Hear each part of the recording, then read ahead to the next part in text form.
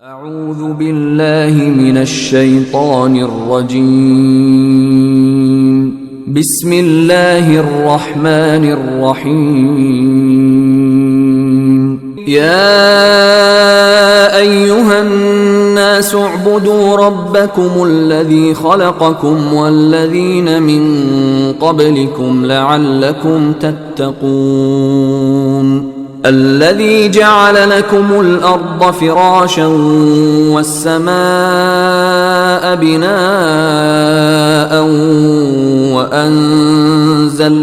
وأنزل من السماء ماء فأخرج به من الثمرات رزقا لكم فلا تجعلوا لله أندادا وأنتم تعلمون. السلام عليكم ورحمة الله. بسم الله الرحمن الرحيم. الحمد لله الذي هدانا لهذا وما كنا لنهتدي لولا أن هدانا الله. اللهم صل على محمد وعلى آل محمد كما صليت على إبراهيم وعلى آل إبراهيم وبارك على محمد وعلى آل محمد كما باركت على إبراهيم وعلى آل إبراهيم إنك حميد مجيد. أما بعد فإن خير الكلام كلام الله وخير الحديث كتاب الله وخير الهدي هدي محمد صلى الله عليه وسلم وشر الأمور محدثاتها وكل محدثة بدعة وكل بدعة ضلالة. أعوذ بالله من الشيطان الرجيم. بسم الله الرحمن الرحيم. يا أيها الذين آمنوا اتقوا الله حق تقاته ولا تموتن إلا وأنتم مسلمون. സ്നേഹമുള്ള സഹോദരി സഹോദരന്മാരെ, സത്യവിശ്വാസികളെ, സത്യവിശ്വാസിനികളെ, അള്ളാഹുവിനെ സൂക്ഷിച്ച് ജീവിക്കണമെന്ന് എന്നെയും നിങ്ങളെയും ആമുഖമായി ഓർമ്മപ്പെടുത്തുകയാണ്. നമ്മുടെ വിസ്ഡം യൂത്ത് ഓർഗനൈസേഷൻ സംഘടിപ്പിച്ചിട്ടുള്ള ഹദീസ് സെമിനാർ കേരളത്തിൻ്റെ എല്ലാ ജില്ലകളിലും നടന്നുകൊണ്ടിരിക്കുകയാണ്. അതിൽ നിലമ്പൂർ സോണിൻ്റെതാണ് ഇവിടെ നടന്നുകൊണ്ടിരിക്കുന്നത്. ഈ പരിപാടികൾ പ്രത്യേകമായ ചില ലക്ഷ്യങ്ങൾക്ക് വേണ്ടിയാണ് നമ്മൾ ഓരോ പരിപാടികളും സംഘടിപ്പിക്കുന്നത്. ഒരു വലിയ ജനക്കൂട്ടത്തെ കണ്ട് പരിപാടികളെല്ലാം, പ്രബോധന രംഗമെല്ലാം നമ്മൾ തന്നെയാണ് നിയന്ത്രിക്കുന്നത്. സംഘടനാപരമായി നമ്മുടെ ശക്തിയും മഹത്വവും ആളുകളെ കാണിച്ചു കൊടുക്കുക എന്ന ഒരു ലക്ഷ്യത്തിന് വേണ്ടിയല്ല, മറിച്ച് ഇസ്ലാമികമായ വിജ്ഞാനങ്ങളെ വ്യത്യസ്തമായ തലങ്ങളിൽ നിന്നുകൊണ്ട് ജനങ്ങൾക്ക് പറഞ്ഞു കൊടുക്കുന്നതിന് വേണ്ടിയുള്ള വളരെ ലക്ഷ്യത്തോടു കൂടെയുള്ള സംഘാടനങ്ങളാണ് ഇത്തരം പരിപാടികളിലൂടെ നടന്നുകൊണ്ടിരിക്കുന്നത്. വിശാലമായ 2 വിഷയാവതരണങ്ങൾ ഹദീസുമായി ബന്ധപ്പെട്ട് ഇൻഷാ അല്ലാഹ് ഇവിടെ നടക്കുവാനുണ്ട്. ഈ മഗ്‌രിബിന് ശേഷമുള്ള ഈ സെഷൻ്റെ ഒരു ആമുഖം എന്ന നിലക്ക് ഏതാനും ചില വാചകങ്ങൾ മാത്രം പറയുവാനേ ഈ സന്ദർഭത്തിൽ ഇൻഷാ അല്ലാഹ് ഞാൻ ഉദ്ദേശിക്കുന്നുള്ളൂ. എന്തൊരു പ്രവർത്തനം പ്രവർത്തിച്ചാലും അതിൻ്റെ ഒരു ഫീഡ്ബാക്ക് എന്തായിരിക്കും, അതിൻ്റെ ഒരു റിസൾട്ട് എന്നറിയാൻ എല്ലാവർക്കും ഒരു കൗതുകമുണ്ട്. അത് മനുഷ്യൻ്റെ ഒരു പ്രകൃതിയാണ്. എന്തിനെക്കുറിച്ചും അറിയുമ്പോഴും അത് ഞാൻ ചെയ്ത പ്രവർത്തനത്തിൻ്റെ ഒരു പ്രതിഫലനം എന്താണെന്ന് അറിയുവാനുള്ള ഒരു താല്പര്യം എല്ലാവരെയും സംബന്ധിച്ചിടത്തോളമുണ്ട്. ഒരു വിവാഹം നടത്തുമ്പോൾ വലിയ സംഖ്യ ചെലവഴിച്ച് മാസങ്ങളോളം ആളുകളെ ക്ഷണിച്ച് വളരെ അധ്വാനിച്ചുകൊണ്ടാണ് ഒരു കല്യാണം, മകളുടേതോ മകൻ്റേതോ നമ്മൾ സംഘടിപ്പിക്കുന്നത്. അപ്പോൾ ആ കല്യാണം കഴിഞ്ഞ് ഭക്ഷണം കഴിച്ച് പോയ ഏതെങ്കിലും ഒരാൾ ഫോൺ വിളിച്ച് കല്യാണം വളരെ നന്നായിരുന്നു, ഭക്ഷണ വിതരണമൊക്കെ ഗംഭീരമായിരുന്നു, പ്രത്യേകിച്ച് ബുദ്ധിമുട്ടൊന്നും വന്ന അതിഥികൾക്ക് ഉണ്ടായിട്ടില്ല എന്നൊക്കെ പറയുമ്പോൾ ആ ഒരു 2-3 മാസത്തെ അധ്വാനത്തിൻ്റെ ഒരു ഫലം അറിയുമ്പോൾ എന്തൊരു സംതൃപ്തി ഉണ്ടായിരിക്കും ആ കുടുംബനാഥനെ സംബന്ധിച്ചിടത്തോളം. ഏതൊരു വിഷയത്തിലും അങ്ങനെയാണ്. ഒരു നല്ല ഭക്ഷണം പാചകം ചെയ്ത് നമ്മുടെ ഭാര്യയോ ഉമ്മയോ നമുക്ക് നൽകുമ്പോൾ ഒന്ന് സന്തോഷത്തോടു കൂടെ ആ ഭക്ഷണത്തിൻ്റെ രുചി ഒന്ന് പ്രകടിപ്പിച്ചാൽ രാവിലെ മുതൽ വൈകുന്നേരം വരെ ആ തീച്ചൂടത്ത് അധ്വാനിച്ച അവർക്ക് എന്തൊരു ആത്മസംതൃപ്തിയും എന്തൊരു സമാധാനവും ഉണ്ടായിരിക്കും. ഇപ്പം ഞാനും നിങ്ങളുമെല്ലാം നമ്മുടെ ഈ ആയുസ്സിലിടയ്ക്ക് ഇങ്ങനത്തെ എത്ര ഫീഡ്ബാക്കുകൾ, എത്ര പ്രതികരണങ്ങൾ നമ്മളെല്ലാവരും കേട്ടിട്ടുണ്ട്. എന്നാൽ ഏറ്റവും അധികം വൈകാരികത നിറഞ്ഞു നിൽക്കുന്ന പ്രതികരണങ്ങൾ നമ്മൾ കേട്ടത് ഏത് വിഷയത്തിലാണ്? ഒരുപക്ഷെ അങ്ങനെ നമ്മൾ ആരും ചിന്തിച്ചു കാണില്ല. ഏറ്റവും നല്ല സന്തോഷം പ്രകടിപ്പിച്ച വൈകാരികമായിട്ടുള്ള പ്രതികരണങ്ങൾ ഏതു രംഗത്താണുള്ളത് എന്ന് ചിന്തിച്ചാൽ നമുക്ക് മനസ്സിലാകും. ഇത്തരത്തിലുള്ള വല്ല പ്രഭാഷണങ്ങളോ അല്ലെങ്കിൽ നമ്മുടെ റേഡിയോയിലെ വല്ല സ്പീച്ചുകളോ അല്ലെങ്കിൽ വല്ല ഹുത്തുബകളോ എന്തെങ്കിലുമൊക്കെ നമ്മൾ ഒരാൾക്ക് ഒരു ദീനുമായി യാതൊരു ബന്ധവുമില്ലാത്ത ഒരാൾക്ക് നമ്മൾ ഫോർവേഡ് ചെയ്ത് കൊടുത്തു, അയാളത് കേട്ടു, ഉൾക്കൊണ്ടു, അയാളുടെ ജീവിതത്തെ ആസകലം അയാൾ മാറ്റി. അയാൾ പറയുന്നൊരു ഫീഡ്ബാക്ക് ഉണ്ട്, നമുക്ക് പറയുന്നൊരു നന്ദിയുണ്ട്, പ്രാർത്ഥനയുണ്ട്. അത് പലപ്പോഴും നമ്മുടെ ജീവിതത്തിലുണ്ടായ ഒരു വൈകാരികമായ പ്രതികരണമാണ് ആ കാര്യത്തിൽ. ഇപ്പോൾ ഈ കഴിഞ്ഞൊരു ദിവസം ഒരു സഹോദരി, ഗൾഫിലുള്ളൊരു സഹോദരി, അവർ പ്രഭാഷണങ്ങളും പ്രസംഗങ്ങളും ഒക്കെ കേട്ടതിൻ്റെ ഒരു ഫീഡ്ബാക്ക് അയച്ചു തന്നതിൻ്റെ ഒരു സുഹൃത്ത് എനിക്ക് ഫോർവേഡ് ചെയ്ത് തന്നു. അവർ അത്രയും വൈകാരികമായിട്ടാണ് അതിൽ സംസാരിക്കുന്നത്. എനിക്ക് എങ്ങനെ നിങ്ങളോട് നന്ദി പറയണമെന്ന് അറിയില്ല, നിങ്ങൾക്ക് അള്ളാഹു വലിയ പ്രതിഫലം തരട്ടെ, ഞാൻ നിങ്ങൾക്ക് വേണ്ടി എപ്പോഴും പ്രാർത്ഥിക്കുന്നുണ്ട് എന്നൊക്കെ പറഞ്ഞുകൊണ്ടാണ് ആ പ്രസംഗങ്ങൾ അയച്ചു കൊടുത്ത വ്യക്തിക്ക് അവരയച്ചിട്ടൊരു ഫീഡ്ബാക്ക്. ഞാനിതിവിടെ പറയാനുള്ളൊരു കാരണം എന്താ വെച്ചാൽ, എന്തോ ഒരു ആകർഷണീയത, ഒരു സ്വാധീനം ഈ പ്രസംഗങ്ങൾക്കും പ്രഭാഷണങ്ങൾക്കും നാം കേൾക്കുന്ന ഇതിനെല്ലാം ഉണ്ട്. അതല്ല ഈ ജനങ്ങൾ ഒരുമിച്ച് കൂടാനുള്ളൊരു കാരണം. ഒരു പാർട്ടി സ്നേഹം, സംഘടനാ സ്നേഹം, അതുകൊണ്ട് ആളുകൾക്ക് ഒരുമിച്ച് കൂടാൻ പറ്റുന്നൊരവസ്ഥയാണോ എന്നുള്ളത്.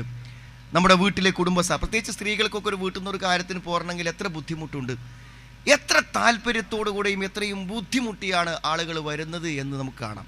ഇവിടെ മാത്രമല്ല, ഗൾഫിലുമൊക്കെയുള്ള മലയാളികൾ സംഘടിപ്പിക്കുന്ന പരിപാടികളിൽ ആയിരങ്ങളാണ് ഒത്തുചേരുന്നത്.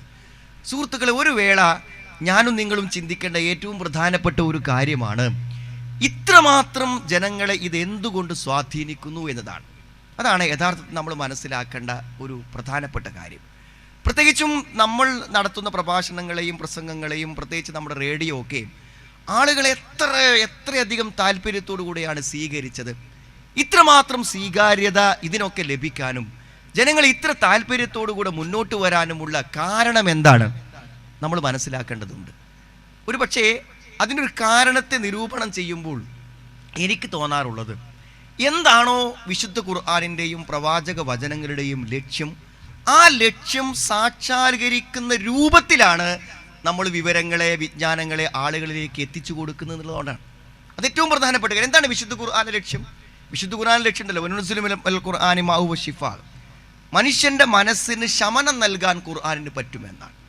വിശുദ്ധ ഖുർആൻ ഒരു തപിക്കുന്ന, വേദനിക്കുന്ന, വിഷമിക്കുന്ന ഏതൊരു മനസ്സിൻ്റെയും പ്രശ്നങ്ങളോട് സംവദിക്കുവാനും അതിനെ പരിഹരിക്കുവാനും തണുപ്പിക്കുവാനും യഥാർത്ഥത്തിൽ വിശുദ്ധ ഖുർആന് പറ്റും. ഇത് ഖുർആന്റെ ഒരു ലക്ഷ്യമാണ്. ആ ലക്ഷ്യം സാക്ഷാത്കരിക്കപ്പെടുന്നു എന്നുള്ളതാണ്. പ്രസംഗങ്ങൾ നടക്കാഞ്ഞിട്ടല്ല, മതപ്രഭാഷണങ്ങൾ ഇല്ലാഞ്ഞിട്ടല്ല. പക്ഷേ ഇത് കേൾക്കുമ്പോഴും മനസ്സിലാക്കുമ്പോഴും എന്താണോ വിശുദ്ധ ഖുർആൻ ലക്ഷ്യം വെക്കുന്നത് അത് ലഭിക്കുന്നു.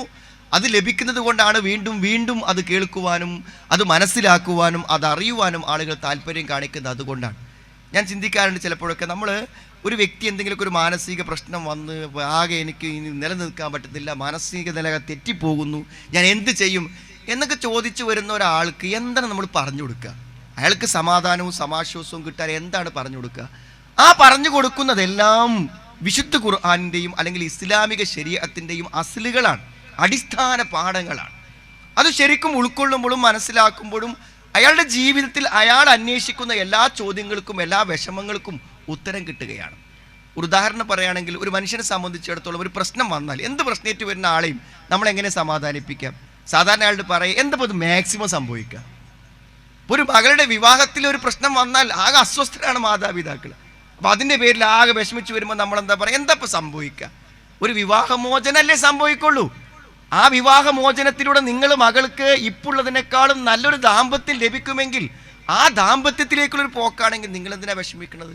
മാക്സിമം ഒരു ഡൈവോഴ്സ് അല്ലേ, എൻ്റെ അപ്പുറത്തേക്ക് എന്താ സംഭവിക്കുക? ജീവിതത്തിലെ ഏറ്റവും വലിയ പ്രതിസന്ധി വന്നാലും അതിൽ എന്തു വരും എന്ന് മാക്സിമം ചിന്തിച്ചാൽ വേറൊന്നുമില്ല. പരീക്ഷയ്ക്ക് തോൽക്കുന്നതാണ് പേടിയെങ്കിൽ തോറ്റോട്ടെ, തോൽക്കല്ലേ ചെയ്യുള്ളൂ. മാക്സിമം ഇതിനെ പേടിച്ച് ബുദ്ധിമുട്ടി ആകെ മാനസിക രോഗിയാണ്, തോറ്റോട്ടെ, തോൽക്കാന്നുള്ള ഇപ്പം അത്ര വലിയ വിഷയമല്ലല്ലോ. ആ തോറ്റ പേപ്പർ മാത്രം പിന്നെ നന്നായി പഠിച്ച് അടുത്ത പ്രാവശ്യം ഭംഗിയായിട്ട് എഴുതാമല്ലോ എന്ന് പറയുമ്പോൾ ആ കുട്ടിക്കൊരു ആത്മധൈര്യമാണ്. സുഹൃത്തുക്കളെ, യഥാർത്ഥത്തിൽ നമ്മൾ ഇസ്ലാമിനെ കുറിച്ച് എവിടെ കേൾക്കുമ്പോഴും ഖുർആനെ കുറിച്ച് എവിടെ കേൾക്കുമ്പോഴും എന്താ കേൾക്കുക? ഒന്ന് മരണമാണ്. മരണം എന്ന് പറഞ്ഞാൽ മാക്സിമം എന്തിൻ്റെയും പരിസമാപ്തിയാണ് മരണം. മരണത്തിൻ്റെ അപ്പുറത്തേക്കൊന്ന് ഈ ദുനിയാവിൽ സംഭവിക്കാനില്ല. ഒരു വിശ്വാസി അതിജീവിക്കുന്നത് മരണത്തെയാണ്. നമ്മൾ ചെയ്യുന്ന ഓരോ പ്രവർത്തനങ്ങൾക്ക് പിന്നിലും മരണത്തിനപ്പുറത്തേക്കുള്ള ഒരു നോട്ടമുണ്ട്. അതുകൊണ്ട് മരണത്തിൻ്റെ അപ്പുറത്തേക്കുള്ള ഒരു ലക്ഷ്യത്തെ മനസ്സിൽ കണ്ടുകൊണ്ടാണ് നമ്മൾ ഓരോ പ്രവർത്തനങ്ങളും നടത്തുന്നത്. ആ കാര്യം വെച്ച് പിന്നെ എന്താ പേടിക്കാനുള്ളത്? മരിക്കുക എന്ന് പറഞ്ഞാൽ ഇപ്പോൾ വലിയ പേടി. മരണത്തെ അതിജീവിക്കാനാണ് നമ്മളെ പഠിപ്പിക്കുന്നത്. ഖുർആൻ മരണത്തെക്കുറിച്ച് പറയുമ്പോൾ എന്താ പറയണത്? മരണം എന്ന് പറയുന്നത് എല്ലാറ്റിനും പരിസമാപ്തി കുറിച്ച്, നഷ്ടപ്പെട്ടു പോകുന്ന, എല്ലാം അവസാനിപ്പിക്കുന്ന ഒരു നാശത്തെക്കുറിച്ചല്ല, തിരിച്ചുപോക്കിനെ കുറിച്ചാണ്. ഖുൽ ഇന്നൽ മൗതല്ലദീ തഫിറൂന മിൻഹു ഫഇന്നഹു മുലാഖീകും സുമ്മ തുറദ്ദൂന ഇലാ ആലിമിൽ ഗൈബി വശഹാദ സുമ്മ തുറദ്ദൂന ഇലാ ആലിമിൽ ഗൈബി വശഹാദ. ദൃശ്യവും അദൃശ്യവും അറിയുന്നവരിലേക്ക് നിങ്ങളെ മടക്കിക്കൊണ്ടുപോകും, തിരിച്ചു പോകും. ഒരു ജീവിതത്തിന് വേണ്ടിയുള്ള തിരിച്ചുപോക്കാണ് യഥാർത്ഥത്തിൽ മരണം എന്ന് പറയുന്ന യാഥാർത്ഥ്യം നമ്മുടെ മുന്നിൽ വെക്കുന്നത്. ഇപ്പം ഇടയ്ക്കിടയ്ക്ക് ഇങ്ങനെ ഓർമ്മപ്പെടുത്തപ്പെടുക. നമ്മൾ പ്രസംഗം കേൾക്കുമ്പോൾ, പ്രഭാഷണങ്ങൾ കേൾക്കുമ്പോൾ ഈ മരണത്തെക്കുറിച്ച് ഓർമ്മപ്പെടുത്തപ്പെടുമ്പോൾ മരണം എന്ന ഏറ്റവും വലിയ ഭയം നമുക്ക് ജീവിതത്തിൽ ഒരു പ്രതീക്ഷയായി മാറുകയാണ്. അതിൻ്റെ അപ്പുറത്തേക്ക് ഇവിടെ ഒന്നും സംഭവിക്കാമല്ലോ. അത് സംഭവിച്ചാൽ തന്നെ എന്താ? അത് സ്വർഗത്തിലേക്കുള്ള ഒരു പരിണാമമാണെങ്കിൽ, ഒരു യാത്രയാണെങ്കിൽ, ഒരു തിരിച്ചു പോക്കാണെങ്കിൽ എനിക്കെന്താ പേടിക്കാനുള്ളത്? ഞാൻ തൗഹീദിലുള്ള ഒരാളാണ്, ഞാൻ 5 നേരം വിടാതെ നമസ്കരിക്കുന്ന ഒരാളാണ്, എനിക്കെന്ത് ഭയപ്പെടണം എന്ന് ചിന്തിക്കുമ്പോൾ ഒരാൾക്ക് സമാധാനം കിട്ടില്ലേ സുഹൃത്തുക്കളെ? എല്ലാ മുഷിപ്പിൻ്റെയും മടുപ്പിൻ്റെയും ജീവിതത്തിൽ നിന്ന് എന്തൊരു പ്രതീക്ഷയാണ് ഒരു മതപ്രഭാഷണം ഒരാൾക്ക് നൽകുന്നത്. എന്തൊരു വലിയ പ്രതീക്ഷയാണ്. ഒരു പേജ് ഖുർആൻ ഓതുമ്പോൾ കുറച്ചൊക്കെ അറബി അറിയെങ്കിൽ നമുക്ക് കിട്ടുന്നൊരു മനസ്സമാധാനം എത്രയാണ്. മറ്റൊരു കാര്യം നിങ്ങൾ ചിന്തിച്ച് നോക്കൂ. നിങ്ങൾ ഖുർആൻ ഇങ്ങനെ വായിക്കുമ്പോൾ ഏറ്റവും വ്യക്തതയോടുകൂടെ വ്യാഖ്യാനിക്കാൻ നമുക്ക് പറ്റൂല, വ്യാഖ്യാനങ്ങൾ ആവശ്യമില്ല. അതാണ് സ്വർഗത്തെക്കുറിച്ചുള്ള വിശദീകരണങ്ങൾ. സ്വർഗത്തെക്കുറിച്ച് എന്താ പറഞ്ഞത് വെച്ചാൽ അതേപോലെ നമുക്ക് മനസ്സിലാക്കാനേ പറ്റുള്ളൂ. ആ വിശദീകരണങ്ങൾ എത്ര വ്യക്തമാണ്. ആ സ്വർഗം മനസ്സിലുള്ള ഒരു വ്യക്തിക്ക് എന്തെങ്കിലും ഒരു പ്രതിസന്ധി ഇവിടെ ഉണ്ടാവും. കാരണം ആ സ്വർഗം ലക്ഷ്യമാക്കുമ്പോൾ എന്ത് ത്യാഗവും ആ സ്വർഗത്തിന് വേണ്ടിയാണ്. ഞാൻ ഉദാഹരണം പറയും. ഒരു കുട്ടിയെ പ്രസവിക്കുന്ന ഒരു ഉമ്മ, ഒരു ഗർഭിണി, എത്ര വലിയ ത്യാഗമാണ് അവരനുഭവിക്കുന്നത്. ഇവർക്ക് എങ്ങനെയാണ് അവർക്കത് പറ്റുന്നത്? ഒരു 9 മാസം അവരനുഭവിക്കുന്ന വഹ്നൻ അല വഹൻ, പ്രയാസത്തിന് മേൽ പ്രയാസം. പക്ഷേ മരണം സംഭവിക്കുമോ എന്ന് ഭയപ്പെടുന്ന പ്രസവത്തിൻ്റെ ദിനങ്ങൾ അടുത്തു വരുമ്പോൾ അവർക്ക് ആത്മശക്തി ലഭിക്കുകയാണ് ചെയ്യുന്നത്. കാരണം ആ കുഞ്ഞിൻ്റെ മുഖമാണ് മനസ്സിൽ. ആ കുഞ്ഞിൻ്റെ മുഖം മനസ്സിലുണ്ടാകുമ്പോൾ ഗർഭത്തിൻ്റെ പ്രയാസങ്ങളെയും പ്രതിസന്ധികളെയും എല്ലാം അവർ മറക്കും. ഒരു വേള അവരിങ്ങനെ പറയും, എൻ്റെ കുട്ടീനെ നിങ്ങൾ നോക്കണം, എനിക്ക് എന്തെങ്കിലും സംഭവിച്ചാൽ പോലും എൻ്റെ കുട്ടിക്ക് വേണ്ടിയല്ലേ ഈ മരണം എന്നൊരു പക്ഷേ ആ സന്ദർഭത്തിൽ മരണത്തിൻ്റെ അവസാന സമയങ്ങളിൽ പോലും താൻ ഗർഭം ചുമന്നൊരു കുട്ടിക്ക് വേണ്ടി ഒരു സ്ത്രീ പറഞ്ഞേക്കും. നമ്മുടെ ജീവിതത്തിന് ഒരു റിസൾട്ട് ഉണ്ട്. ഈ കഷ്ടപ്പെടുന്ന, അധ്വാനിക്കുന്ന ജീവിതത്തിന് സ്വർഗമെന്ന സന്തോഷകരമായ, സമ്പൂർണമായ, ഈശത്തുൻ റാദിയത്തായ, സംതൃപ്തകരമായ ഒരു ജീവിതമുണ്ട്. ഇത്തരം അറിവുകളാണ് നമുക്ക് പ്രസംഗം കേൾക്കുമ്പോഴും പ്രഭാഷണം കേൾക്കുമ്പോഴും ഒക്കെ നമുക്ക് ലഭിച്ചുകൊണ്ടിരിക്കുന്നത്. ഏതൊരു ചോദ്യത്തിൻ്റെ ഉത്തരവും ദീൻ നമുക്ക് പറഞ്ഞു തരും. എന്തെല്ലാം ചോദ്യങ്ങളുണ്ട് നമ്മുടെ ജീവിതത്തിൽ. ഏറ്റവും അധികം ചോദ്യം മനസ്സിൽ വരുമ്പോഴാണ്, പ്രതിസന്ധികൾ ഉണ്ടാകുമ്പോഴാണ്. ഒരുപക്ഷെ ആ പ്രതിസന്ധികൾ മനുഷ്യൻ്റെ മനസ്സ് തുറക്കും. അവൻ ചിലതെല്ലാം കേൾക്കാൻ തയ്യാറാകും, ചിലതെല്ലാം മനസ്സിലാക്കാൻ തയ്യാറാകും. നോക്കൂ, നിങ്ങൾ പലപ്പോഴും ഒരു ലഘുലേഖ കൊടുക്കാൻ, ഒരു ചെറിയൊരു ദീനി പ്രബോധനത്തിന് വേണ്ടി നമ്മൾ കയറി ചെന്ന പല വീടുകളൊന്നും നമ്മളെ മടക്കി വിടും. എന്നാൽ രോഗിയായ അയാൾ കിടക്കുന്ന സമയത്തൊന്ന് കയറി ചെന്ന് നോക്ക് നിങ്ങൾ, അയാൾ എഴുന്നേറ്റിരിക്കും, നമ്മളെ സ്വീകരിക്കും. നമ്മൾ എന്തെങ്കിലും മതപരമായ കാര്യങ്ങൾ പറയാൻ തുടങ്ങുമ്പോൾ ആർത്തിയോടെ, ആവേശത്തോടെ, ആഗ്രഹത്തോടെ അത് കേൾക്കും. എന്താ കാര്യം? പ്രതിസന്ധികളും പ്രയാസങ്ങളും ഉണ്ടാകുമ്പോൾ മനസ്സ് തുറക്കും.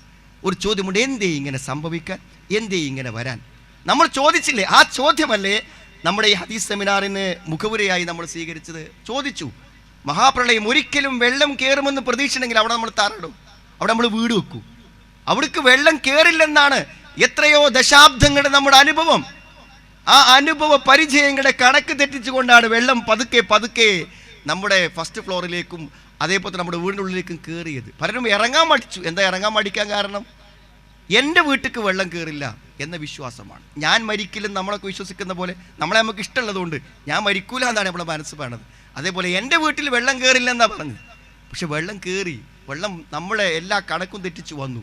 പക്ഷെ അപ്പോഴെല്ലാം വിശ്വാസികളായ ആളുകളും അവിശ്വാസികളായ ആളുകളും എല്ലാവരും ചോദിച്ചു, എന്തേ ഇങ്ങനെ വരാൻ? ചില ആളുകൾ പറഞ്ഞു, പ്രകൃതിയിൽ താളം തെറ്റിയതായിരിക്കും. എന്തോ പ്രശ്നങ്ങളുണ്ട്, പ്രകൃതിയുടെ താളം തെറ്റിയതായിരിക്കും. അപ്പം മഴയില്ലാത്തപ്പോഴും അതെന്നെ പറഞ്ഞത്. ഇവിടുത്തെ പ്രകൃതിപരമായ മനുഷ്യൻ്റെ കൃത്രിമമായ ഇടപെടൽ മൂലം മഴയില്ലാതെയായി എന്നാണ്. മഴ സമൃദ്ധമായി പെയ്ത് ഭൂമി മുഴുവനും നിറഞ്ഞു കവിഞ്ഞപ്പോഴും പറഞ്ഞത് പ്രകൃതിയിൽ എന്തോ പ്രശ്നങ്ങൾ വന്നിട്ടുണ്ട് എന്നാണ് അപ്പോഴും പറഞ്ഞത്. അതിനൊക്കെ അപ്പുറത്തേക്കൊന്നില്ലേ സുഹൃത്തുക്കളെ? എല്ലാറ്റിനും നിയന്താവായ ഒരു നാഥനുണ്ട് ഇവിടെ. അവൻ അറിയാതെ ഒന്നും ഇവിടെ നടക്കുകയില്ല. അപ്പോൾ വിശ്വാസികൾ ചോദിച്ചു, എന്തേ റബ്ബ് ഈ വെള്ളപ്പൊക്കത്തെ നമ്മുടെ കൺമുമ്പിൽ കാണിച്ചു തരാൻ കാരണം? നമ്മുടെ മനസ്സ് ചോദിച്ചിട്ടുണ്ട്. ആ പ്രളയത്തെക്കുറിച്ച് മാത്രം പറയാനല്ല, ജീവിതത്തിൻ്റെ ഏത് പ്രതിസന്ധികൾക്ക് മുന്നിൽ നിൽക്കുമ്പോഴും സുഹൃത്തുക്കളെ ചില ഉത്തരങ്ങൾ ഈ സമ്പൂർണമായ മതത്തിന് നമുക്ക് പറഞ്ഞു തരാനുണ്ട്.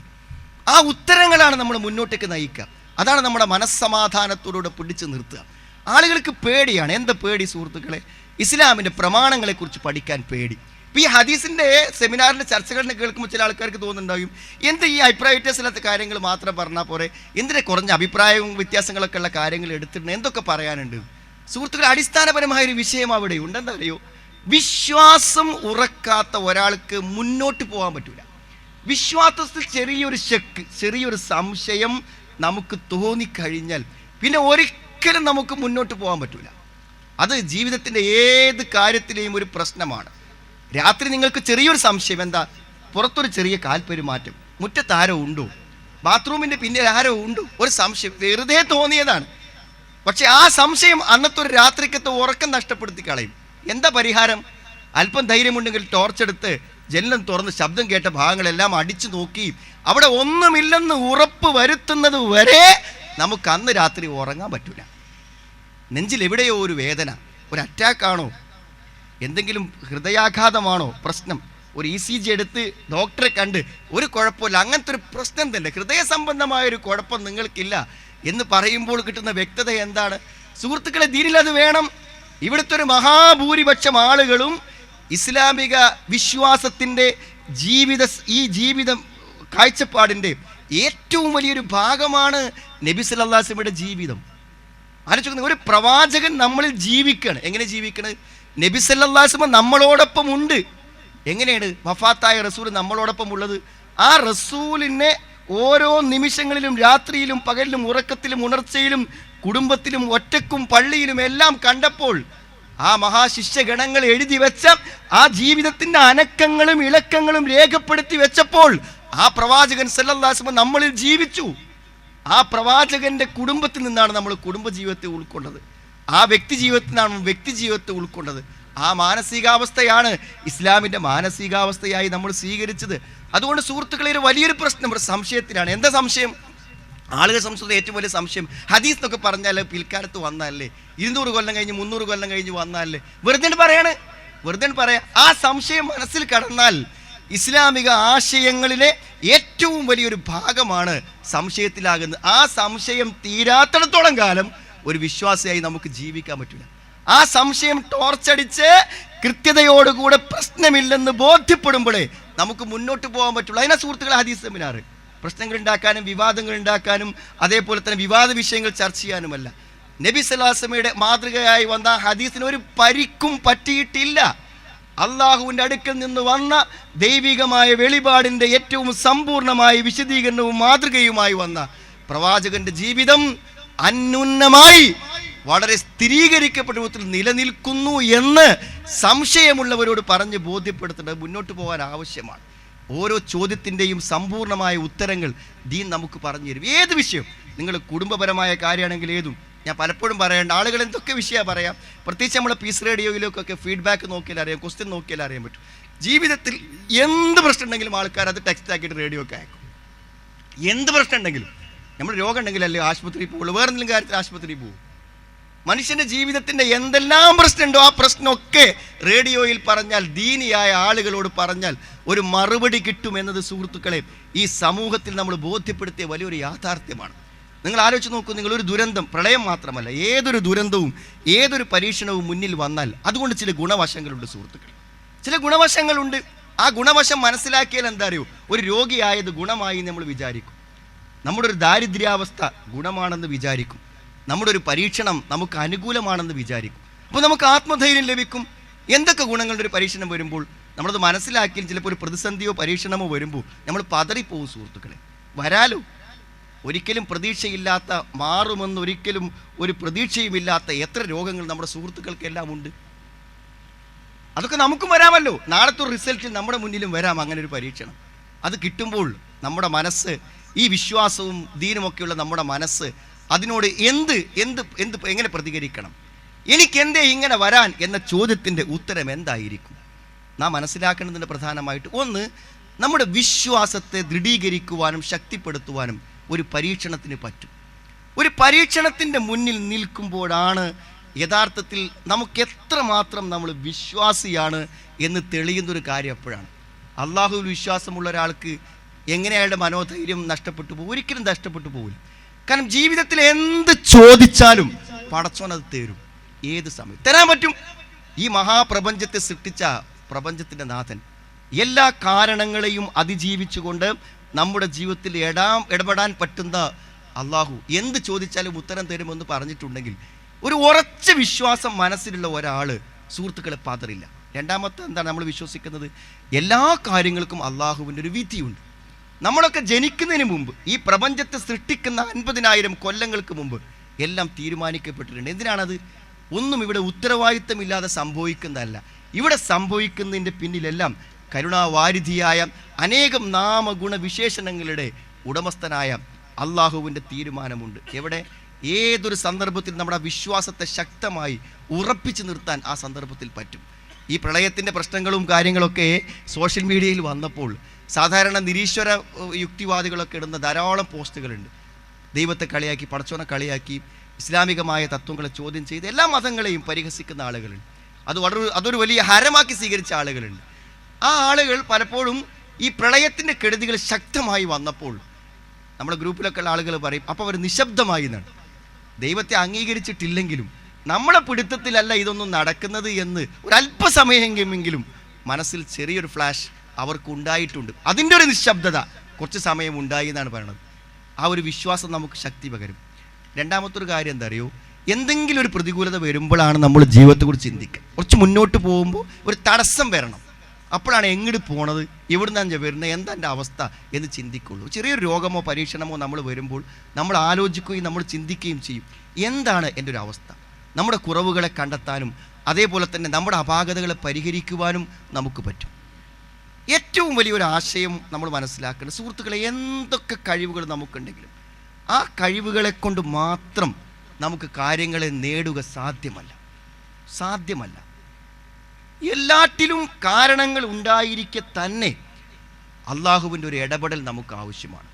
നോക്കുക, ആത്മധൈര്യത്തോടുകൂടെ ഏതെങ്കിലും ഒരു വിഷയം എനിക്ക് പൂർത്തിയാക്കാൻ പറ്റും സ്വന്തമായി എന്നാർക്കാണ് പറയാൻ പറ്റുക? നമ്മൾ ഒരിക്കലും ചിന്തിക്കാത്ത തടസ്സങ്ങൾ അതിൻ്റെ മുന്നിൽ വരും.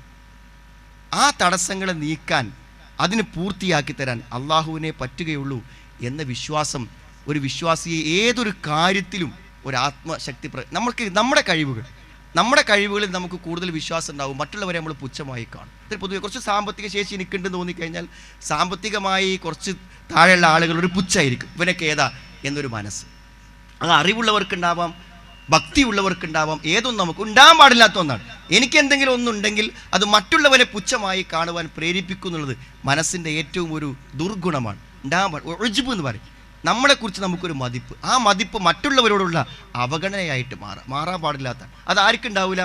അള്ളാഹുവിൻ്റെ ശക്തിയെക്കുറിച്ചും കഴിവിനെക്കുറിച്ചും അവൻ്റെ ഇടപെടലിനെക്കുറിച്ചും അറിയുന്ന ഒരാൾക്കും ഒരഹങ്കാരവും അവൻ്റെ പണത്തിലാവട്ടെ, അറിവിലാവട്ടെ, വിജ്ഞാനത്തിലാവട്ടെ, ഒരു കാര്യത്തിലും ആരോഗ്യത്തിലായിട്ട് തോന്നൂല. ഇന്നുവരെ ഒരു കുഴപ്പമില്ല. നമ്മൾ ചില ആൾക്കാർ പെട്ടെന്ന് ആകസ്മികമായി മരണപ്പെടുമ്പോൾ നമ്മൾ തന്നെ പറയാറുണ്ട്, ഒരു പ്രശ്നമില്ലാത്ത ആളാണ്, രാവിലെ 1 മണിക്കൂർ അയാൾ വ്യായാമം ചെയ്യും, ഭക്ഷണമൊക്കെ വളരെ ശ്രദ്ധിച്ച് കഴിക്കുള്ളൂ, നമ്മളൊന്നും ഒരു നിയന്ത്രണം പാലിക്കാത്ത ആൾക്കാരാണ്, പക്ഷേ അയാൾ എത്ര ശ്രദ്ധിച്ചാൽ ജീവിക്കുക, പക്ഷേ പെട്ടെന്നായിരുന്നു മരണം എന്ന് നമ്മൾ പറയും. എല്ലാ കാര്യത്തിനും അപ്പുറം നമ്മുടെ കാര്യങ്ങളിൽ ഇടപെടുന്ന ഒരാളുണ്ട് എന്നുള്ള വിശ്വാസം യഥാർത്ഥത്തിൽ നമ്മളെ വിനയാന്വിതരാക്കുകയും കൂടുതൽ നല്ല രൂപത്തിൽ മുന്നോട്ട് പോകാൻ നമ്മളെ പ്രേരിപ്പിക്കുകയും ചെയ്യും. ഞാൻ പറഞ്ഞൊരു പ്രതികൂലമായ കാര്യങ്ങളിൽ പോലും അനുകൂലമായ ചില ആശയങ്ങളുണ്ട്, ചില സന്ദേശങ്ങളുണ്ട് നമുക്ക് തരാൻ എന്നുള്ളതാണ് യഥാർത്ഥത്തിൽ ഏതു കാര്യത്തെക്കുറിച്ച് നമ്മൾ മനസ്സിലാക്കുമ്പോഴും നമുക്ക് മനസ്സിലാകുന്ന ഏറ്റവും പ്രധാനപ്പെട്ട ഒരു കാര്യം. നിങ്ങൾ ആലോചിച്ച് നോക്കും, നിങ്ങളിപ്പോൾ ഈ പ്രളയക്കെടുതികൾ എല്ലാവരും മറന്നുപോയി. ഇപ്പോൾ ആളുകൾക്ക് ആകെ ഓർമ്മയുള്ള വെച്ചാൽ പ്രളയക്കെടുതിയിൽപ്പെട്ട ആളുകൾക്ക് നൽകേണ്ട സഹായങ്ങളും സേവനങ്ങളും കിട്ടുന്നില്ലേ എന്നൊരു പരിശോധന മാത്രമേ ഉള്ളൂ. അതിൻ്റെ ഭയാനകതകൾ നമ്മൾ മറന്നുപോയി. പക്ഷേ അത് നമ്മുടെ മനസ്സിലുണ്ടാക്കിയ ഒരു ബോധമുണ്ട്. ആ ബോധം ഇന്നും നമ്മുടെ ജീവിതത്തിനൊരു വെളിച്ചമായി തീരുന്നുണ്ട്. അതിനെ ഓർമ്മപ്പെടുത്തുക എന്നുള്ളത് കൂടെ നമ്മുടെ ഈ ഹദീസിൻ്റെ സെമിനാറിൻ്റെ ഇതിൻ്റെ ഒരു പശ്ചാത്തലം, ഇതിൻ്റെ ഒരു ആശയപരമായ ഒരു അവസ്ഥ അതിനുണ്ട്. ആലോചിക്കുക നിങ്ങൾ, ഞാൻ നേരത്തെ പറഞ്ഞ പോലെ നമ്മുടെ കാരണങ്ങളിലാണ് നമ്മൾ വിശ്വസിക്കുന്നതെങ്കിൽ സാധാരണഗതിയിൽ വെള്ളം കയറാൻ തുടങ്ങിയപ്പോൾ ഇനി മലയുടെ മുകളിലുള്ള നമ്മളെന്തിനാ പേടിക്കണം, ഇവിടേക്ക് എന്തായാലും വെള്ളം വരില്ലല്ലോ എന്നാണ്. പക്ഷേ ഏറ്റവും അധികം ഭയപ്പെട്ടത് കുന്നിൻ്റെ മുകളിലുള്ള ആൾക്കാരാണ്. ഉരുൾപൊട്ടലുകൾ ഉണ്ടായത് അവിടെയാണ്, മരണങ്ങളുണ്ടായത് അവിടെയാണ്. വെള്ളം വരുമ്പോൾ എന്തെങ്കിലുമൊക്കെ ചെയ്യാൻ പറ്റും, പക്ഷെ പെട്ടെന്ന് സംഭവിക്കുന്ന ഉരുൾപൊട്ടലുകൾ 4, 5, 6 വീടുകളാണ് ഒന്നിച്ച് നട്ടപ്പാതിര നേരത്തെ മുഴുവൻ ആളുകളെയും മണ്ണിനടിയിലാക്കിയിട്ട് ദുരന്തങ്ങൾ വന്നത്. ഏത് സാഹചര്യത്തിലും എവിടെയും സുഹൃത്തുക്കളെ നമ്മളെ സൃഷ്ടിച്ച് പരിപാലിക്കുന്ന ഒരു രക്ഷിതാവിൻ്റെ സുരക്ഷ മാത്രമാണ് നമ്മുടെ സുരക്ഷ എന്നുള്ള ബോധം. അത് ചെറിയ ബോധമല്ല. ജീവിതത്തിൻ്റെ ഏതു രംഗങ്ങളിലും സൂക്ഷ്മത പാലിച്ച് മുന്നോട്ട് പോകാൻ നമ്മളെ പ്രേരിപ്പിക്കും. അതിലുപരി വലിയൊരു യാഥാർത്ഥ്യം നമ്മുടെ മുന്നിൽ ബോധ്യപ്പെടുത്തപ്പെട്ടു. എന്താണ് ആ യാഥാർത്ഥ്യം? നശിക്കുമെന്നതാണ്. എല്ലാം നശിക്കും. അത് നശിക്കാൻ അധിക സമയവും വേണ്ട. ഇന്തോനേഷ്യയിലെ സുനാമി നമ്മൾ ചിത്രത്തിലെങ്കിലും കണ്ടതല്ലേ സുഹൃത്തുക്കളെ? തിരമാലകൾ 100 കിലോമീറ്റർ ഉള്ളിലുള്ള കരയെ തിരമാലകൾ ഉള്ളിലാക്കി എന്ന് പറയുമ്പോൾ എത്രയാണ്? ഇപ്പോൾ കോഴിക്കോട് കടപ്പുറത്തുനിന്ന് 100 കിലോമീറ്റർ ദൂരമുണ്ടോ ഞാനും നിങ്ങൾ നിൽക്കുന്ന സ്ഥലത്തേക്ക്? അതിലെ മുഴുവൻ വീടുകളും നഗരങ്ങളും നശിപ്പിച്ച് കളയപ്പെടുക എന്ന് പറഞ്ഞാൽ ഒരു തിരമാല മതി. ഒരു തിരമാല മതി. എത്ര തന്നെ ശക്തിയും അറിവും ശാസ്ത്രബോധവും കണ്ടുപിടുത്തങ്ങളൊക്കെ ഉണ്ടെങ്കിലും മനുഷ്യൻ എത്ര കണ്ട് നിസ്സഹായനാണ് എന്നൊരു വേള ചിന്തിച്ചു നോക്കൂ നിങ്ങൾ. അതുകൊണ്ട് നശിക്കും സുഹൃത്തുക്കളെ. ഈ മഹാപ്രപഞ്ചം നശിക്കാൻ ഒരു പ്രയാസമില്ല. ഈ ഗോളങ്ങളും ഗ്രഹങ്ങളും തകർന്നു വീഴാൻ എന്തെങ്കിലും പ്രയാസമുണ്ടോ? ഈ ഭൂമി ഒരൊറ്റ ഷോക്കിന് ഈ ഭൂമി എന്താവുന്നുണ്ടെങ്കിൽ നിരന്നു പോകും. പൂർണ്ണമായൊരു മൈതാനമാകും. ലോകാരംഭം മുതൽ ലോകാവസാനം വരെ എത്ര ജനകോടികൾ ഈ ഭൂമിയിൽ വന്നിട്ടുണ്ടോ അവർക്കെല്ലാവർക്കും നിൽക്കാൻ സ്പേസ് ഉള്ള ഒരു മൈതാനമായി ഈ ഭൂമി രൂപപ്പെടും. എല്ലാവരും ഒന്നിച്ച് നിൽക്കും വിചാരണയ്ക്ക് വേണ്ടി. മരിച്ചവരെല്ലാം എഴുന്നേറ്റ് വരും. ആ ഒരു മഹാദുരന്തം ഇദാ സുൽസിലത്തിൽ അർളു സിൽസാലഹ വഅഖ്റജത്തിൽ അർളു അസ്ഖാലഹ വഖാലൽ ഇൻസാനു മാലഹ. ഒരു ദുരന്തത്തെ മനസ്സിൽ കണ്ട് വായിച്ചു നോക്കും നിങ്ങൾ. ലോകാവസാനത്തെക്കുറിച്ച് പറയട്ടെ. ഭൂമി കിടുകിട ഉറപ്പിക്കപ്പെട്ടാൽ, അതിൻ്റെ ഉള്ളിലെല്ലാം പുറത്തേക്ക് എടുക്കപ്പെട്ടാൽ, നിധികളും മരിച്ചുപോയ മുഴുവൻ മനുഷ്യരും ഭൂമിയിലേക്ക് എഴുന്നേറ്റ് രണ്ടാമത്തൊരു ജന്മത്തിൽ തിരിച്ചു വരുന്നൊരവസ്ഥ. പർവ്വതങ്ങൾ പൊടിച്ചു പാറ്റപ്പെടുന്നു, നക്ഷത്രങ്ങൾ ഉതിർന്നു വീഴുന്നു, സൂര്യനും ചന്ദ്രനും അണഞ്ഞു പോകുന്നു, സമുദ്രങ്ങൾ പൊട്ടിയൊഴുക്കപ്പെടുന്നു, കത്തിക്കപ്പെടുന്നു, വന്യമൃഗങ്ങൾ പേടിച്ചൊരു ഭാഗത്ത് ഒരുമിച്ച് കൂട്ടപ്പെടുന്നു. ഒരു ദുരന്ത കാഴ്ച മുന്നിൽ കാണുമ്പോൾ ഈ ലോകാവസാനത്തിൻ്റെ മഹാദുരന്തത്തെ, ഈ പ്രപഞ്ചത്തിൻ്റെ അന്ത്യദിനത്തെ മനസ്സിൽ കാണാനും അതിൻ്റെ യാഥാർത്ഥ്യബോധം ഉൾക്കൊള്ളാനും നമുക്കൊരു പ്രയാസം ഉണ്ടാവില്ല. ദുരന്തങ്ങൾ നമ്മുടെ മുന്നിൽ ഓർമ്മപ്പെടുത്തുന്നത് യഥാർത്ഥത്തിൽ ഈ പ്രപഞ്ചത്തിൻ്റെ ഒരു സർവനാശത്തിൻ്റെ യാഥാർത്ഥ്യത്തെ നമുക്ക് ബോധ്യപ്പെടുത്തിയിരുന്നുണ്ട്. സുഹൃത്തുക്കളെ, നമ്മൾ സുരക്ഷിതരാണ്. എങ്ങനെ നമ്മൾ സുരക്ഷിതരാകുന്നത്? നമ്മൾ സുരക്ഷിതരാകുന്നത് എന്താണോ നമ്മളോട് ഓരോരുത്തരും രക്ഷയ്ക്ക് വേണ്ടി ചെയ്യാൻ പറഞ്ഞ് അത് നമ്മൾ ചെയ്താൽ മതി. നമ്മൾ ചെയ്യേണ്ടത് ഈ പ്രപഞ്ചത്തെ നമുക്കൊരുക്കി തന്നവനാരോ, ഈ ഭൂമിയെ ഒരു വിരുന്നുകാരനെ പോലെ നമുക്ക് തയ്യാറാക്കി തന്നവനാരോ അവൻ്റെ ഇഷ്ടത്തിനനുസരിച്ച് ജീവിക്കുക എന്നതാണ് നമ്മുടെ കടമ. അവന് വഴിപ്പെട്ട്, അവന് കീഴ്പ്പെട്ട്, അവൻ നമുക്ക് തന്ന ഹുദയെ, സന്മാർഗങ്ങളെ മുഴുവനും ജീവിതത്തിൽ അനുധാവനം ചെയ്ത് ജീവിക്കുന്ന ഒരുത്തിന് എന്ത് പേടിക്കാനാണ്? മരിച്ചാലും അവന് പേടിക്കാനില്ല. എന്ത് ദുരന്തങ്ങൾ സംഭവിച്ചാലും വമൻ ഷാ അത്തഖദ ഇലാ റബ്ബിഹി മആബ, റബ്ബിലേക്ക് അവൻ അഭയം തേടട്ടെ. റബ്ബ് നമുക്ക് സുരക്ഷ തരുന്നുവെങ്കിൽ ഒന്നിനും നമ്മളെ തകർക്കാനോ നമ്മളെ കൈയൊഴിക്കാനോ പറ്റില്ല. അതുകൊണ്ട് ജീവിതത്തിൽ സൂക്ഷ്മതയോടെ ജീവിക്കാം. അള്ളാഹുവിനെ മാത്രം ആരാധിച്ച് അവൻ്റെ കൽപ്പനകൾക്ക് വഴിപ്പെട്ട് ജീവിക്കുക. സുഹൃത്തുക്കളെ, വിശാലമാണ് ഈ ശരീഅത്ത്. വിശുദ്ധ ഖുർആനിൽ 114 അധ്യായങ്ങളുണ്ട്. പഠിക്കണം, നമ്മൾ ശരിക്ക് പഠിക്കണം. ഇതാ അന്നൂർ, അതൊരു വലിയ ഒരു വിപ്ലവമാണ് ഇൻഷാ അല്ലാഹ് ഖുർആൻ പഠന രംഗത്ത് നടക്കാൻ പോകുന്നത്. അന്നൂർ എന്ന് പറയുന്നത് ഒരു ഓൺലൈൻ ഖുർആൻ പഠന പദ്ധതിയാണ് പീസ് റേഡിയോയിലൂടെ. നിങ്ങൾ ഇപ്പോൾ തന്നെ രജിസ്റ്റർ ചെയ്യണം. ജനുവരി 25 മുതൽ ക്ലാസ് ആരംഭിക്കും. 3 ദിവസമേ ക്ലാസ് ഉള്ളൂ. 20 മിനിറ്റാണ് ഒരു ക്ലാസ്. ഫാത്തിഹ സൂറത്ത് തന്നെ ഏകദേശം 50 മൊഡ്യൂളുണ്ട്. ഓരോന്ന് കഴിയുമ്പോഴും അതിന് എക്സാം ഉണ്ടാവും. നിങ്ങൾ കേൾക്കുന്ന ക്ലാസ്സിൽ നിന്ന് അപ്പോൾ തന്നെ നിങ്ങൾക്ക് ക്വസ്റ്റ്യൻ്റെ ആൻസർ അയക്കാൻ കഴിയും. നിങ്ങളുടെ വീട്ടിൽ അതൊരു പഠന പദ്ധതി ആരംഭിക്കണം. എവിടെയാണെങ്കിലും 24 മണിക്കൂർ റിവൈൻഡിൽ അത് നിൽക്കും. സുഹൃത്തുക്കളെ, നിങ്ങളുടെ ഭാര്യ ചേരട്ടെ, മക്കൾ ചേരട്ടെ. ഖുർആനിൻ്റെ ആത്മാവറിയുമ്പോൾ അറിയാതെ നമ്മുടെ ഹൃദയങ്ങളിലേക്ക് സമാധാനം വരും. നമ്മുടെ കുടുംബം ശാന്തമാകും. വെറുതെ ഭൗതികമായ പല കാര്യങ്ങളും ചിന്തിച്ച് അസ്വസ്ഥതപ്പെടുന്ന നമ്മുടെ കുടുംബാംഗങ്ങൾ ഖുർആനിൻ്റെ ഒരു തണലിലേക്ക് വരുമ്പോൾ നമ്മൾ അറിയാത്തൊരു സമാധാനം അവർക്ക് ജീവിതത്തിൽ കിട്ടും. നമ്മൾ ഖുർആൻ പഠിക്കണം, ഹദീസുകൾ പഠിക്കണം. ഹദീസുകളുടെ തെറ്റിദ്ധാരണകൾ ദൂരീകരിച്ച് ഹദീസ് വായിക്കുന്ന ഒരു ഖുർആൻ പരിഭാഷമാണെങ്കിൽ വായിക്കുക. ഹദീസ് എന്ത് എന്ന് ചോദിക്കുന്ന മനോഭാവത്തിൽ നിന്നും ആരൊക്കെയോ എങ്ങനെയൊക്കെയോ ഉണ്ടാക്കിയ ചില ചിന്തകൾ അവിടേക്ക് ആളുകളെ എത്തിച്ചിട്ടുണ്ട്. ഒരു മഹാവിജ്ഞാനത്തെ, പ്രവാചക ജീവിതത്തിൻ്റെ മഹാവിജ്ഞാനം, അതുകൊണ്ട് സുഹൃത്തുക്കളെ ജനശ്രദ്ധയിൽ നിന്ന് തെറ്റിക്കിടക്കുക, അതിനെ തിരിച്ചു കൊണ്ടുവരാനാണ് നബി സ്വല്ലല്ലാഹു സമ്പൂർണ്ണം. ഒരാൾക്കും ഒരു ശത്രുവിന് പോലും ഒരു അപാകത ചൂണ്ടിക്കാണിക്കാൻ പറ്റാത്ത സമ്പൂർണമായ ഒരു മനുഷ്യ ജീവിതത്തിൻ്റെ ഏറ്റവും വിശ്വസ്തമായ ചരിത്രമാണ് നബി സ്വല്ലല്ലാഹു അലൈഹി വസല്ലമയുടെ ആ പ്രവാചക ജീവിതം. നമ്മൾ പഠിക്കണം. ഹദീസിൻ്റെ പരിഭാഷകളും ഹദീസുകളും വായിക്കാനും പഠിക്കാനും അതിന് നമ്മുടെ ജീവിതത്തിന് ആവശ്യമായ കാര്യങ്ങൾ സ്വീകരിക്കുവാനുമുള്ള ഒരു പ്രചോദനവും പ്രേരണയും കൂടെ ഈ സെമിനാർ നൽകുന്നുണ്ട്. ഞാൻ ദീർഘിപ്പിക്കുന്നില്ല. ജീവിതത്തിൻ്റെ എല്ലാ കാഴ്ചപ്പാടുകളെയും എല്ലാ വീക്ഷണങ്ങളെയും നമ്മൾ ഖുർആനെന്നും ഹദീസിനും സ്വീകരിക്കാം. അത് നമ്മുടെ വ്യക്തി ജീവിതത്തിലേക്ക് ചേർക്കുമ്പോൾ സമാധാനത്തോടെ ജീവിക്കാൻ പറ്റും. നമ്മുടെ കുടുംബം സമാധാനമാകും, നമ്മുടെ നാട് സമാധാനമാകും. എല്ലാ ചോദ്യങ്ങൾക്കുള്ള ഉത്തരം നമുക്ക് ലഭിച്ചുകൊണ്ടിരിക്കും. യഥാർത്ഥ വിശ്വാസികളായി അള്ളാഹുവിൻ്റെയും പ്രവാചകൻ്റെയും ആ മഹത്തായ സന്ദേശങ്ങളെ ശരിയായ രൂപത്തിൽ ജീവിതത്തിൽ അനുധാവനം ചെയ്ത് ജീവിച്ച് ഇരു ലോകത്തും സമാധാനവും സ്വർഗവും നേടുന്നവരിൽ അള്ളാഹു നമ്മെ എല്ലാവരെയും ഉൾപ്പെടുത്തുമാറാവട്ടെ. റബ്ബന ആതിനാ ഫിദ്ദുനിയ ഹസന വഫിൽ ആഖിറതി ഹസനത വഖിനാ അദാബന്നാർ വൽഹംദുലില്ലാഹി റബ്ബിൽ ആലമീൻ. അല്ലാഹുമ്മ സ്വല്ലി അലാ